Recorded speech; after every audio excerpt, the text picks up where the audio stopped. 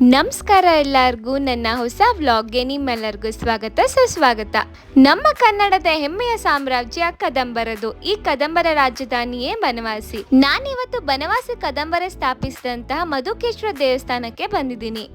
ಈ ವಿಡಿಯೋನ ಕೊನೆ ತನಕ ನೋಡಿ, ಖಂಡಿತ ನಿಮ್ಗೆ ಇಷ್ಟ ಆಗುತ್ತೆ. ನಮ್ಮ ಕನ್ನಡಿಗರು ಎಲ್ಲರೂ ಹೆಮ್ಮೆ ಪಟ್ಟು ನೋಡ್ಲೇಬೇಕಾದಂತ ಜಾಗ ಬನವಾಸಿ. ನೀವು ಕನ್ನಡಿಗರಾಗಿದ್ರೆ ಈ ವಿಡಿಯೋಗೆ ಕಮೆಂಟ್ ಮಾಡಿ ಬನವಾಸಿ ಅಂತ ಅಥವಾ ಕನ್ನಡ ಅಂತ. ವಿಡಿಯೋನ ನಾವು ನಮ್ಮ ಮಧುಕೇಶ್ವರ ದೇವರ ಆಶೀರ್ವಾದದ ಮೂಲಕ ಸ್ಟಾರ್ಟ್ ಮಾಡೋಣ. ನೀವು ಸೂಕ್ಷ್ಮವಾಗಿ ಗಮನಿಸಿದ್ರೆ ಇಲ್ಲಿರುವಂತ ಲಿಂಗು ಬಣ್ಣ ಮಧು ಅಥವಾ ಜೇನಿನ ಬಣ್ಣ ಇದೆ. ಸೊ ಹಾಗಾಗಿ ಇಲ್ಲಿ ದೇವರಿಗೆ ಮಧುಕೇಶ್ವರ ಅಂತ ಹೆಸರು ಬಂತು. ಇನ್ನು ನೀವು ದೇವಸ್ಥಾನಕ್ಕೆ ಎಂಟರ್ ಆಗ್ತಿದ್ದಂಗೆ ನೀವಿಲ್ಲಿ ಈ ನಂದಿನ ನೋಡ್ಬೋದು. ಇನ್ನು ಈ ನಂದಿ ಕಣ್ಣನ್ನ ನೀವು ಸೂಕ್ಷ್ಮವಾಗಿ ಅಬ್ಸರ್ವ್ ಮಾಡಿದ್ರೆ ಒಂದು ಕಣ್ಣು ಶಿವನ್ನ, ಇನ್ನೊಂದು ಕಣ್ಣು ಪಾರ್ವತಿನ ನೋಡ್ತಾ ಇದೆ. ಹಾಗೆ ಈ ದೇವಸ್ಥಾನದಲ್ಲಿರುವಂತ ಅರ್ಚಕರಿಂದ ನನಗೆ ತುಂಬಾನೇ ವಿಷಯ ತಿಳಿತು. ಸೊ ಅವರು ಹೇಳುವಂತ ಈ ವಿಷಯಗಳು ನಿಮ್ಗೆ ಮುಂಚೆನೆ ಗೊತ್ತಿತ್ತಾ, ಇಲ್ಲ ಈ ವಿಡಿಯೋ ನೋಡಿದ್ಮೇಲೆ ಗೊತ್ತಾಯ್ತಾ ಅಂತ ಕಮೆಂಟ್ ಮಾಡಿ. ಪ್ರತಿ ವರ್ಷ ನವರಾತ್ರದಲ್ಲಿ 9 ಅಲಂಕಾರ, ಆ ಕಡೆ ಉಮಾಮಠೇಶ್ವರ, ಈ ಕಡೆ ಪಾರ್ವತಿ. ಬಸವಣ್ಣ ಬಲಗಣ್ಣಿಂದ ಈ ತಿಂಡಿಗೆ ಪಾರ್ವತಿ ನೋಡ್ತಾನೆ. ನಿಮಗೆ ಕಾಣೋದು ಬಸವಣ್ಣ ಕಣ್ಣಟ್ಟ. ಈ ಕಡೆ ಬನ್ನಿ, ಅಲ್ಲಿ ನೋಡಿ, ಅಲ್ಲಿ ನೋಡ್ರಿ, ನಿಮ್ಮನ್ನ ನೋಡ್ತಾವ್ರ, ಅಲ್ಲಿ ಕಾಣುತ್ತಾ? ಒಂದು ಕಣ್ಣು ಕಾಣಿಸ್ತದೆ. ಒಂದ್ ಕಣ್ಣು ಪಾರ್ವತಿ.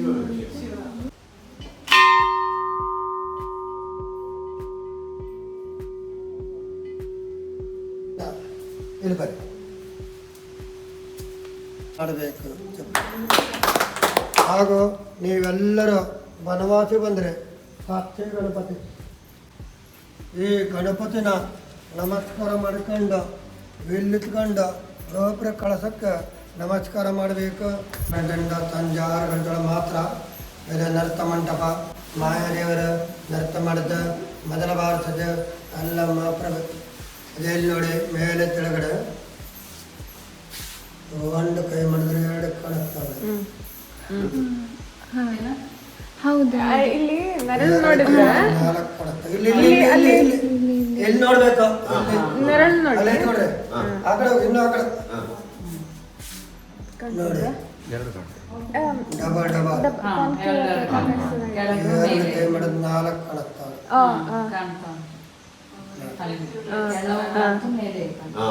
ಆನಂತರ ನಮ್ಮ ದೇವಸ್ಥಾನ ಒಳಗಡೆ ಎಲ್ಲ ಮೂರ್ತಿಗಳನ್ನು ದೊಡ್ಡದಿದೆ. ಸಣ್ಣ ಮೂರ್ತಿ ಹನುಮಂತ ಕಡಲೆ ತಿಂತಾನೆ, ಮತ್ತೊಂದು ಹನುಮಂತ ಕಬ್ಬು ತಿಂತಾನೆ.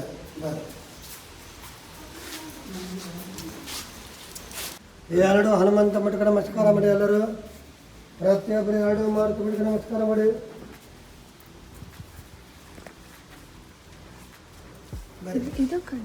ಆಮೇಲೆ ಪ್ರತಿಯೊಂದು ದೇವರು ಹೇಳಿದ್ದಾರೆ.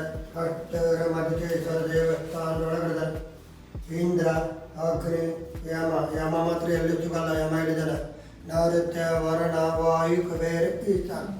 ಒಂದು ಕಲ್ಲಿನ ಮಂಟಪ ಇದೆ, ಲಕ್ಷ್ಮೀಂದ್ರ ರಚಮಿದೆ, ಅರ್ಧ ಗಣಪತಿ ಇದೆ. ಕನ್ನಡ, ಇಂಗ್ಲೀಷ್, ಹಿಂದಿ ಎಲ್ಲರಿಗೂ ಬೋರ್ಡ್ ಬರ್ತಾರೆ. ಓದಿ ಹೊರಗಡೆ ಹೋದ್ಮೇಲೆ 8 ಸ್ಥಳ ದೇವಸ್ಥಾನ ಜೊತೆ ಒಳಗಡೆ ಹೋಗಿ ಯಾರೆಲ್ಲ ತಿರುಪತಿ, ವೆಂಕಟರಮಣ.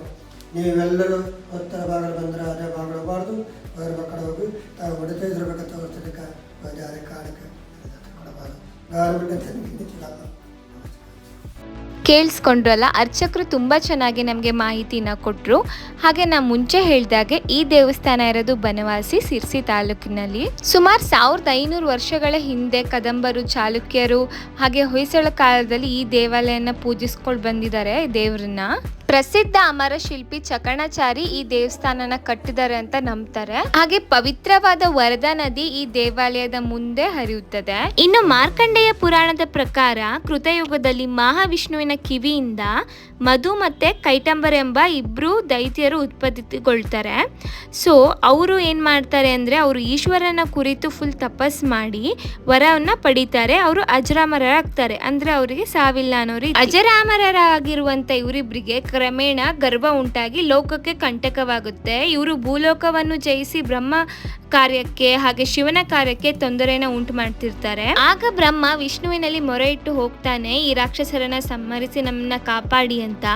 ಆಗ ವಿಷ್ಣು ಸರಿ ಅಂತ ಈ ಮಧು ಮತ್ತೆ ಕೈಟಭರೊಂದಿಗೆ ಯುದ್ಧನ ಆಹ್ವಾನಿಸ್ತಾನೆ. ಅವರಿಬ್ರು ಜೊತೆ 5 ಸಹಸ್ರ ವರ್ಷಗಳ ತನಕ ಅವನು ಯುದ್ಧ ಮಾಡಿದ್ರು, ಅವ್ರನ್ನ ಸೋಲ್ಸಕ್ಕಾಗಲ್ಲ. ಕೊನೆಗೆ ವಿಷ್ಣು ಒಂದು ಉಪಾಯದಿಂದ ಯೋಚನೆ ಮಾಡಿ ನಿಮ್ಗೇನಾದ್ರೂ ವರ ಬೇಕಿದ್ರೆ ಕೇಳಿ ಕೊಡ್ತೀನಿ ಅಂತ ಹೇಳಿದಾಗ ಅವರು ನಾವೇ ನಿನ್ಗೆ ವರ ಕೊಡ್ತೀವಿ, ನೀನೇನ್ ಬೇಕು ಕೇಳು ಅಂತ ಒಂದು ಗರ್ವದಿಂದ ಹೇಳ್ತಾರೆ. ವಿಷ್ಣುವಿಗೆ ಗೊತ್ತಿತ್ತು ಹೀಗೆ ಆಗುತ್ತೆ ಅಂತ. ಹಾಗಾಗಿ ಅವ್ರು ಏನು ವರ ಬೇಕು ಅಂತ ಕೇಳಿದಾಗ ನೀವಿಬ್ರು ನನ್ನ ಕೈಯಿಂದ ನೀವು ಸಂಹಾರಗೊಳ್ಬೇಕು ಅಥವಾ ನಿಮ್ಮನ್ನ ನಾನು ಸಾಯಿಸ್ಬೇಕು ಅನ್ನೋ ರೀತಿ ವರನ ಕೇಳ್ತಾನೆ. ಸೊ ಅವ್ರ ಬುದ್ಧಿಗೆ ಅವರೇ ಈ ಥರ ನಾವು ವರ ಕೊಟ್ಬಿಟ್ವಲ್ಲ ಅಂತ ಹೇಳ್ಬಿಟ್ಟು ಅವರಿಬ್ರು ತುಂಬಾನೇ ಬೇಜಾರಾಗ್ತಾರೆ. ಈ ಇಬ್ರು ರಾಕ್ಷಸರು ಶಿವನ ತುಂಬಾನೇ ಭಕ್ತಿಯಿಂದ ಪೂಜಿಸೋದ್ರಿಂದ ಈ ಜಾಗದಲ್ಲಿ ನೀವು ಶಿವನ ದೇವಸ್ಥಾನ ಕಟ್ಟಬೇಕು ಅಂತ ಪ್ರಾರ್ಥಿಸ್ಕೊಳ್ತಾರೆ. ಹಾಗೆ ವಿಷ್ಣು ಕೈಯಲ್ಲಿ ಅವ್ರನ್ನ ಸಂಹಾರ ಮಾಡ್ಕೊಳ್ಳೋಕ್ಕೆ ಅವರು ಒಪ್ಕೊಳ್ತಾರೆ. ಅವರ ಪ್ರಾರ್ಥನೆಯಂತೆ ಮಹಾವಿಷ್ಣು ಬನವಾಸಿಯಲ್ಲಿ ಮಧುಕೇಶ್ವರ ದೇವಾಲಯನ ಹಾಗೆ ಸೊರಬ ತಾಲೂಕಿನ ಆನವಟ್ಟಿ ಸಮೀಪದಲ್ಲಿ ಕೋಟೆಪುರ ಅಂತ ಒಂದು ಊರಲ್ಲಿ ಕೈಟಭರೇಶ್ವರ ದೇವಾಲಯ ಕೂಡ ಇದೆ. ಸೊ ಇವತ್ತು ಇದೆ, ನೀವು ಬೇಕಿದ್ರೆ ಹೋಗಿ ನೋಡ್ಬೋದು. ಆನವಟ್ಟಿ ಸಮೀಪದಲ್ಲೇ ಇದೆ. ಈ 2 ದೇವಸ್ಥಾನನೂ ಕಟ್ಟಿದ್ದಾರೆ ಅಂತ ಇದು ಮಾರ್ಕಂಡೇಯ ಪುರಾಣದ ಕತೆ. ಹಾಗೆ ಇಲ್ಲಿ ಗುಡಿಯ ಬಲಭಾಗಕ್ಕೆ ಅನನ್ಯವಾದ ಅರ್ಧ ಗಣಪತಿಯ ಮೂರ್ತಿ ಇದೆ. ಇದು ಒಂದು ಬ್ರಹ್ಮಚಾರ್ಯದ ಸಂಕೇತವಾಗಿದೆ. ಸೊ ನೀವು ಅದನ್ನು ಕೂಡ ನೋಡ್ಬೋದು. ಇದು ಅರ್ಧ ಗಣಪತಿ. ಹಾಗೆ ಇಲ್ಲಿ ನೀವು ದೇವಾಲಯದ ದಕ್ಷಿಣ ಭಾಗದಲ್ಲಿ ನೋಡಿದ್ರೆ ಕಲ್ಲು ಮಂಚನ ನೋಡ್ಬೋದು. ಇದನ್ನ ಗ್ರಾನೈಟ್ ಶಿಲೆಯಿಂದ ಮಾಡಿದ್ದಾರೆ. ಹಾಗೆ ಇದು ಒಂದು 10 ತುಂಡು ಕಲ್ಲಿಂದ ಮಾಡಿದ್ದಾರೆ ಅಂತ ಹೇಳ್ತಾರೆ. ಹಾಗೆ ಇದ್ರ ಮೇಲ್ಗಡೆ ಗಿಳಿ, ಸಿಂಹಗಳು, ಆನೆಗಳು ಹಾಗೆ ಸುಮಾರು ಶಾಸನಗಳನ್ನು ಕೂಡ ಕೆತ್ತಲಾಗಿದೆ ಅಂತ ಹೇಳ್ತಾರೆ. ಸೋಂದೆಯ ರಘುನಾಥ ನಾಯಕರು 1928ರಲ್ಲಿ ಇದನ್ನ ಮಧುಕೇಶ್ವರ ದೇವರಿಗೆ ಅರ್ಪಿಸಿದ್ರು ಅಂತ ಇದ್ರಲ್ಲಿ ಇದೆ. ಇನ್ನು ನಾನು ಮೊದಲನೇದಾಗಿ ಹೇಳಿದಾಗ ಇಲ್ಲಿರುವಂತ ನಂದಿ ವಿಗ್ರಹ ಇದು ನಾಟ್ಯ ಮಂಟಪ ಅಥವಾ ನೃತ್ಯ ಮಂಟಪ ಎದುರು ಇದೆ. ಸೊ ಈ ನಂದಿ 7.8 ಅಡಿ ಎತ್ತರದ ಬೃಹತ್ ನಂದಿಯಾಗಿದೆ. ಹಾಗೆ ಇನ್ನೊಂದು ವಿಶೇಷವಾದ ಈ ಮಾಯಾದೇವಿ ನಾಟ್ಯ ಮಂಟಪದ ಬಗ್ಗೆ ಹೇಳ್ಬೇಕಂದ್ರೆ ಮಮಕರ ರಾಜನ ಮಗಳಾದ ಮಾಯಾದೇವಿ ಶಿವನನ್ನ ಒಲಿಸ್ಕೊಳ್ಬೇಕಂತ ಇಲ್ಲಿ ನಾಟ್ಯ ಸೇವೆ ಮಾಡ್ತಿದ್ರಂತೆ. ಹಾಗೆ ಮಾಯೆ ಶಿವನನ್ನ ಒಲಿಸ್ಬೇಕು ಅಂತ ನಾಟ್ಯ ಮಾಡ್ತಿರ್ಬೇಕಾದ್ರೆ ಅಲ್ಲಮ ಪ್ರಭುವು ಮದ್ದಾಳೆಕರನಾಗಿ ಬಂದು ಇಲ್ಲಿ ಮದ್ದಾಳೆಯನ್ನು ನುಡಿಸಿ ಮಾಯೆಯನ್ನು ಸೋಲಿಸಿದಾನೆ ಅಂತ ಬರ್ದಿದ್ದಾರೆ.